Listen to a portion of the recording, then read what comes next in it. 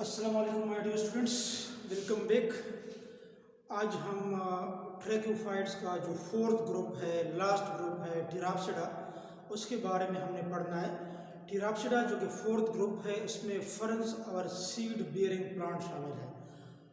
تو اسی ٹیراپسیڈا کو پھر 3 کلاسز میں ڈیوائڈ کرتے ہیں: فیلیسینی، سیکنڈ ہے اینجوسپرمس اور تھرڈ ہے جمنوسپرم، جو ہم پہلی کلاسیفیکیشن میں ہم پڑھ چکے ہیں۔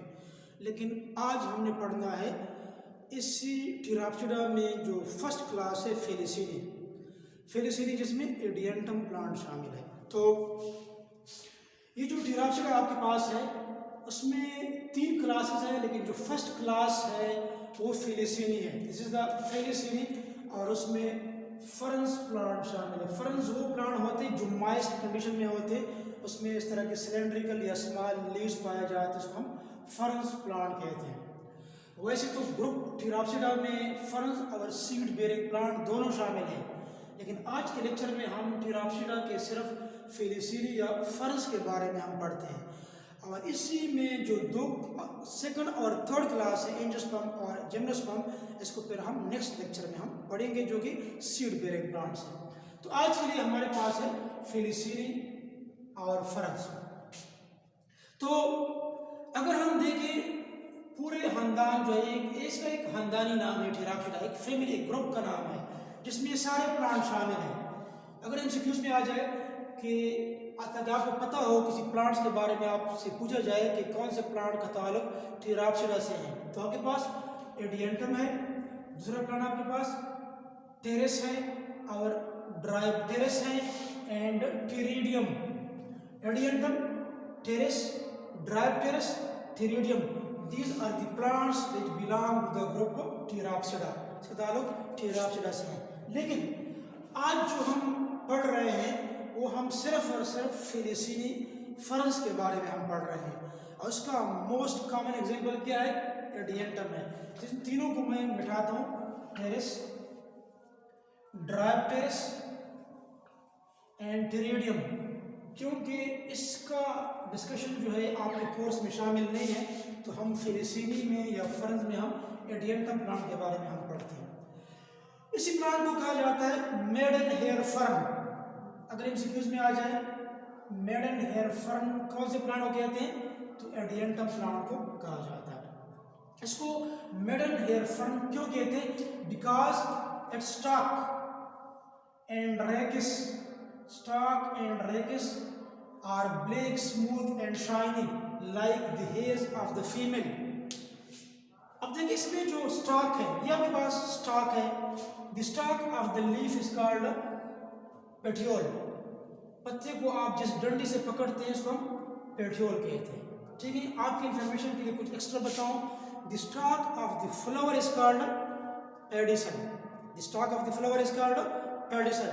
پھول کا جو ڈنڈی ہوتا ہے اس کو پیڈیسل کہتے ہیں۔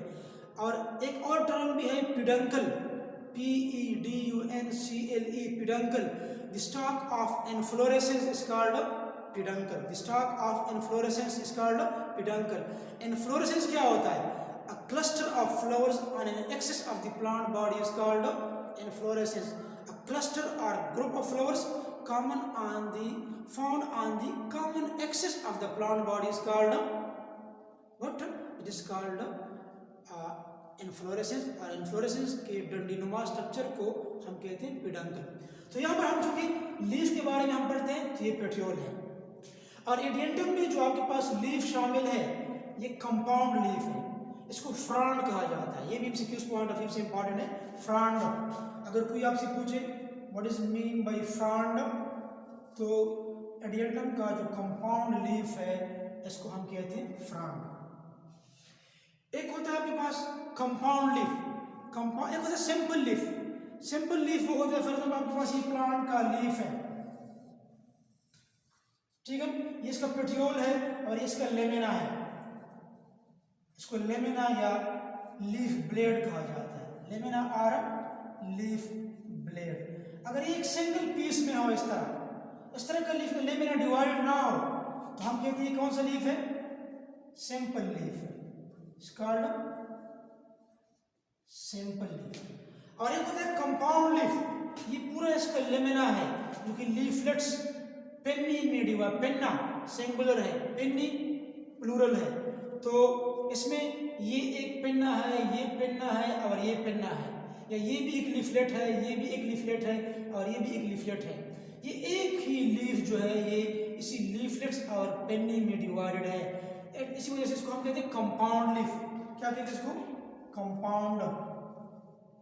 एमसीक्यूज पॉइंट ऑफ व्यू से इंपॉर्टेंट है, इस वजह से मैं आपको मेंशन कर रहा हूँ कंपाउंड लीफ। ठीक है, इस कंपाउंड लीफ को इन केस ऑफ एडिएंटम फ्राउंड कहा जाता है, फ्राउंड।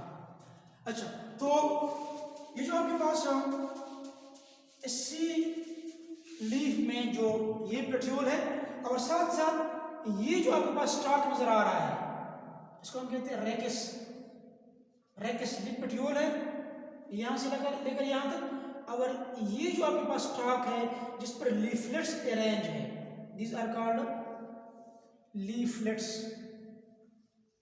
लीफलेट्स आर पेन्नी, और इसी स्टॉक को फिर हम कहते हैं रेकिस।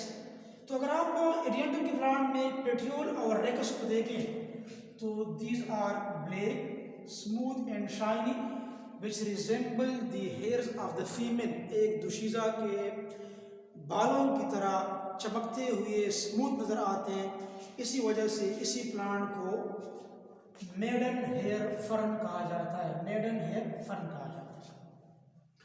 अब इसी तरह चूंकि ये ट्रैक्योफाइट का फोर्थ ग्रुप है, तो ट्रैक्योफाइट में मेन प्लांट बॉडी क्या है? स्पोरोफाइट है। क्यों स्पोरोफाइट है? क्योंकि मेन प्लांट बॉडी पर ही स्पोरेंजा और स्पोर पैदा होते हैं, फिर इसके बाद फिर गेमेटोफाइट पैदा होता है, जो हम डिस्कस करेंगे बाद में। तो साथ साथ हम मेन प्लांट बॉडी को रूट, स्टेम और लीफ में डिफरेंशिएट करते हैं। ठीक है, इसका स्टेम है, मैंने आप लोगों को बताया था प्रीवियस लेक्चर में, अगर स्टेम इस तरह हो, हॉरिजॉन्टली प्लेस्ड हो, जमीन के अंदर हो, अंडरग्राउंड हो, तो इस स्टेम को फिर हम क्या कहते हैं? Rhizome. The underground horizontally placed stem is called rhizome. ठीक है, और इसी राइजोम से रूट, स्टेम से फिर इस तरह की रूट्स अराइज होते हैं। इसी रूट को फिर हम कहते हैं एडवेंटिशियस रूट्स। मैंने आप लोगों को प्रीवियस लेक्चर में बताया था, adventitious roots are those roots which arise from the plant body other than the radicle. अगर सीड के रेडिकल से कोई रूट अराइज हो जाए, इसको फिर हम क्या कहते हैं? Tap root. इसका टेप रूट जो सीड के रेडिकल से राइज होता है, और जो आपके पास रूट्स स्टेम से, राइजोम से राइज होते हैं other than the radicle are called adventitious root, इसको कहा जाता है। तो अब इसमें ये इसके राइजोम हो गए, इसके रूट्स एडवेंटिशियस रूट्स हो गए, इसका कंपाउंड लीफ है जो कि लीफलेट्स और पेन्नी में डिवाइडेड है, और इसमें ये तो मैच्योर लीफ है, लेकिन जब ये लीफ इनिशियली राइज होता है तो इस तरह काइल्ड होता है। This coiled leaf is then called circinate leaf. This called circinate, circinate. और इसी फिनोमेना को सर्सिनेशन कहा जाता है, सर्सिनेशन। अब इनिशियली तो ये इस तरह काइल्ड है, with the passage of time this coiled leaf become uncoiled and become straight, on which leaflets are produced. This phenomena is called सर्सिनेशन। It's called सर्सिनेशन। मतलब पहले जब ये काइलिंग इस तरह काइल्ड हो जाता है, ठीक है, ये काइलिंग बेसिकली एक्चुअली क्या है? ये सर्सिनेशन है, लेकिन बाद में टाइम के साथ ये स्ट्रेट हो जाता है, इस तरह इस पर लीफलेट जो होते हैं अराइज होते हैं। अगर कोई आपसे पूछे कि सर्सिनेशन या सर्सिनेट लीफ कौन से ग्रुप में पाए जाते हैं? टिराप्सिडा में।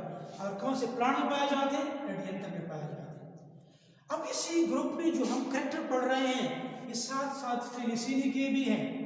अगर आपको क्वेश्चन आ जाए write a note on general characters of Filicinae, तो यही आपने लिखने हैं।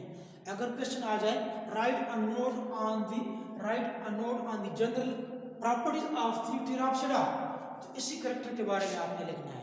3 क्वेश्चन आपके सॉल्व हो जाते हैं। अगर फेलिसिनी पर भी आ जाए यही कुछ लिखना है, एडिएंटम पर आ जाए यही कुछ लिखना है आपने, अगर टिराप्सिडा पर क्वेश्चन आ जाए तो भी आपने यही चीज लिखने हैं जो मैं इस लेक्चर में एक्सप्लेन कर रहा हूँ। अच्छा, तो रूट्स, राइजोम, पेट्यूल, रेकिस, लीफलेट्स या पेंडिंग और सर्सिनेट लीफ के बारे में हमने जिक्र किया, ये यंग लीफ। ठीक है, اس کے بعد یہ جو ہوتے ہیں स्पोरोफाइट ہے, یہ بھی دوسرے پلانٹ کی طرح اپنے لائف سائیکل کو by the process of الٹرنیشن of generation complete کرتے ہیں. مین پلانٹ باڈی اسپوروفائٹ ہوتا ہے, جو ڈومیننٹ ہوتا ہے, کنسپیکوس ہوتا ہے, انڈیپینڈنٹ ہوتا ہے.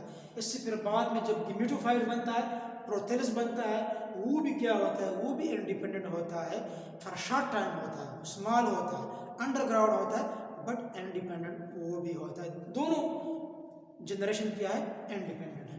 تو یہ مائسٹ ایریا میں پایا جاتا ہے, ڈیم سائل میں, پانی کے کناروں وغیرہ میں پایا جاتی ہے. اسلامیہ کالج پشاور میں اگر آپ کہیں گئے ہو, وہاں پر جو پانی کے نالوں کے ساتھ یہ پائے جاتے ہیں. مختلف جگہوں پر جہاں پر بھی پانی اویلیبل ہے آلموسٹ پایا جاتا ہے.